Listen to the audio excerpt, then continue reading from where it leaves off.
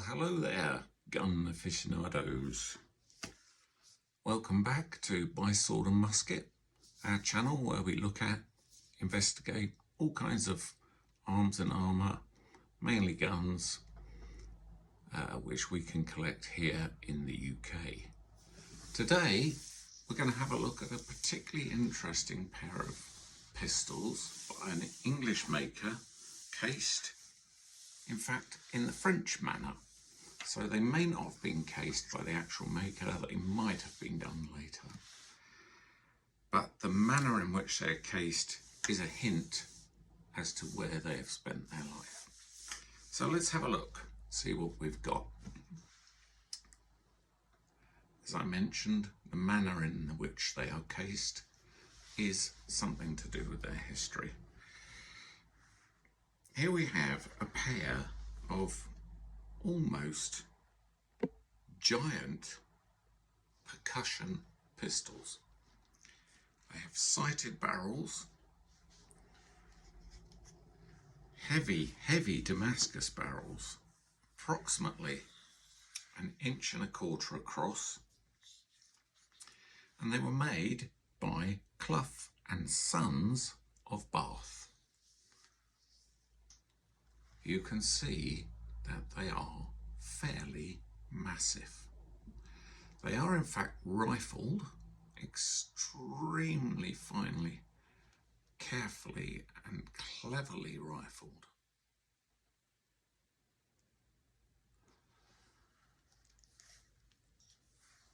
And if we look at our good old reference material here, English gun makers, and we look for Clough, we find Clough John, which is who we have here, of Bath, Somerset, 1825 to 1844, and then as Sons, 1855 to 1861. Later on, 1863, Thomas and John Clough Brothers to 1865. So we've got a definite and established maker for these superb pistols.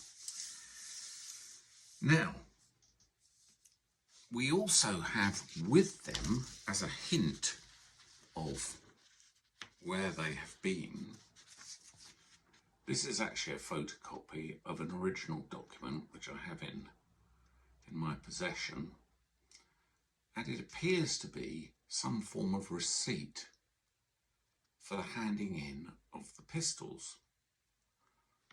And there is, in fact, a date upon it, which looks to be 1834,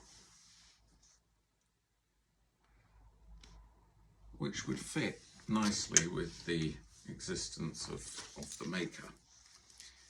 Now, I've tried to very clumsily translate this. I believe it is from the state of Zacatecas,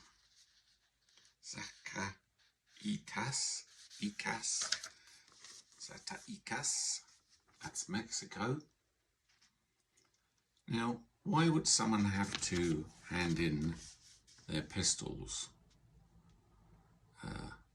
if they quite legally owned them? Well, I believe it's because there was a fair bit of unrest in that area in that period, and it's possible that private weapons were turned in so the government could keep the population unarmed and under control.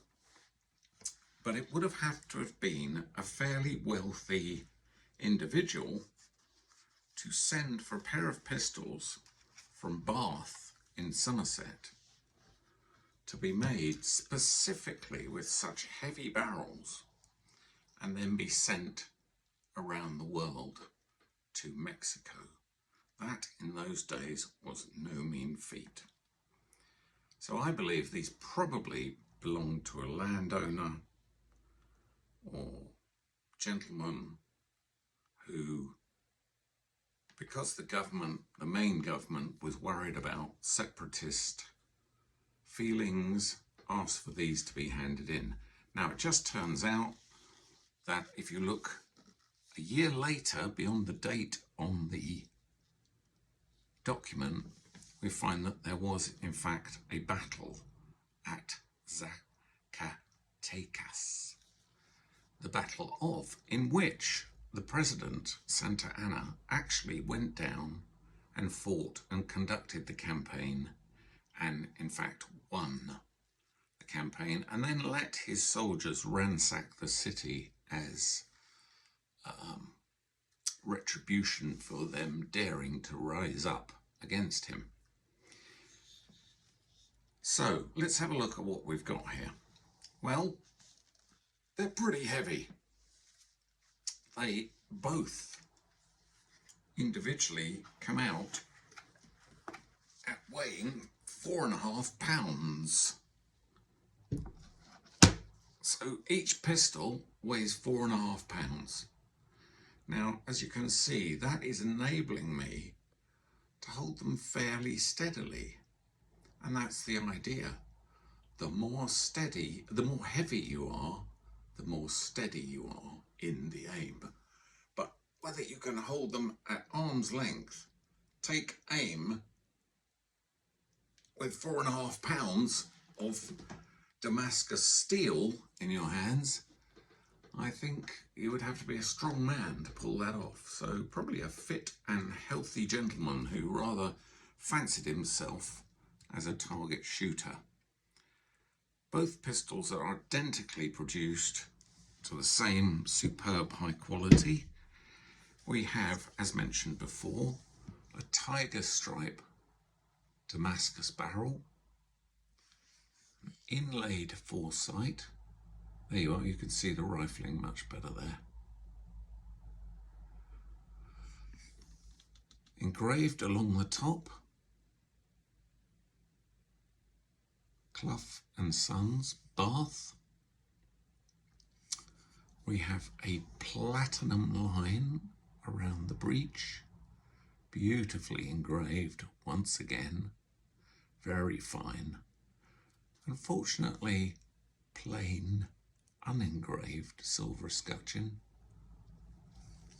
The colouring extends onto the locks. Once again, the monster engraved cooking piece in wonderful condition.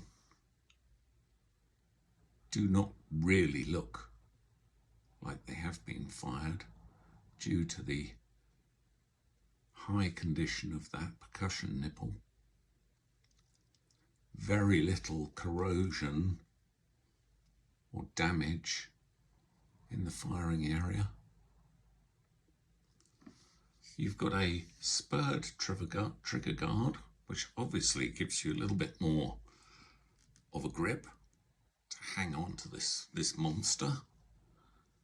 Beautiful walnut stocks, hand checkered, and an acorn finial underneath on the front of the trigger guard.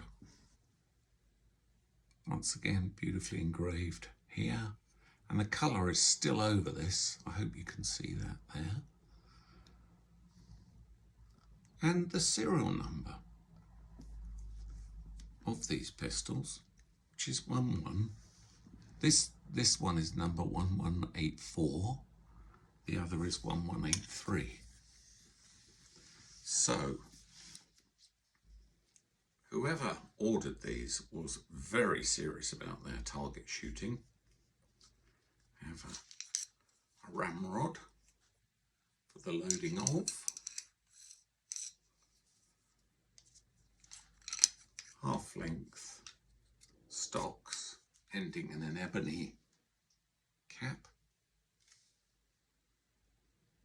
And just in superb condition, with a tight 2-position lock. Now, I think they're a bit mad, but I'd love to shoot them, because I imagine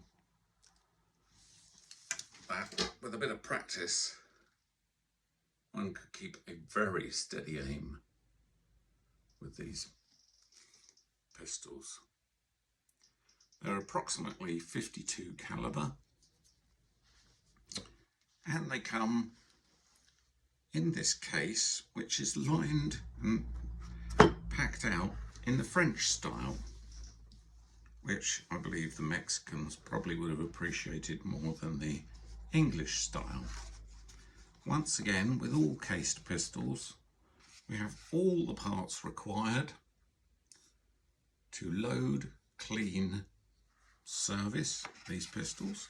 The one thing that's missing is a simple screw turner. There's a space for it in the middle here. It's gone, but there is the nipple extraction tool. There is a filthy grey wad cutter,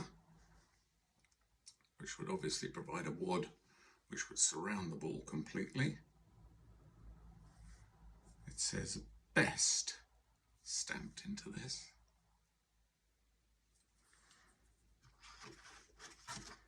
There are more compartments. There's a compartment underneath one of the pistols which contains a quantity of round lead ball. We still have some dried lube on them. We have once again a small powder flask. It is rather small for these massive pistols, so I imagine that possibly 2 shots would be enough, although it is adjustable. You have your adjustable screw there, which can make this a larger or a smaller charge. At the back we have what looks to be a lignum or boxwood hammer, which has seen a little bit of service, and an extra spare rod. So everything you would want. It's a little bit of a shame that there's no label, but this is in fact padded, unlike the English cases. But these pistols have definitely been in this case a long time, because they have left evidence of their resting within. So, what a superb, splendid, heavy-duty pair of pistols. There is also a bullet mould with sprue cutter, which fits quite nicely into that space, which shows a little bit of case colouring on itself. So I'm going to make, oh, here we are, what's quite nice, the American connection is that we have a Winchester marked set of tin of percussion caps. So that's when they were living in America. Military type corners to the case, concealed carrying handle, little bit of splitting from age. But I'm going to make an appeal, and I'm going to ask if there's anybody out there that can translate this document for me. I'd love to hear from you. Any help that you can be. So take a screenshot of that and see if you can add anything to it for me. But otherwise, thanks for visiting and seeing another super duper hefty, quite impressive set of pistols, all slightly different, all handmade, and very interesting to the antique gun collector. Thanks for your time, thanks for viewing. If you want to drop us a comment or click like, you know what to do. This is Sword and Musket signing off again. Bye bye.